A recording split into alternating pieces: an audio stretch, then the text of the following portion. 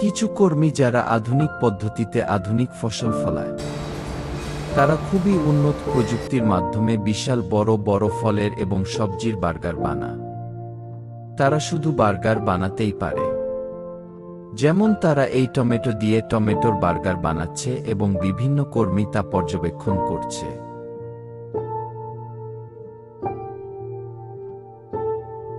আবার কেউ কেউ তৈরি করছে বিশাল আকারের বিভিন্ন ফল এবং সবজি দিয়ে বার্গার। উপর দিকে আরেকটি মেশিনে তৈরি করছে আনারসের বার্গার।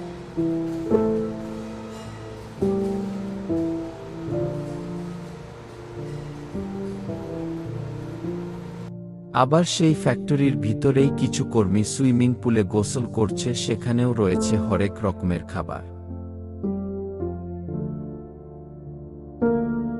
আবার কেউ ব্যস্ত বিশাল ফল উৎপাদনে।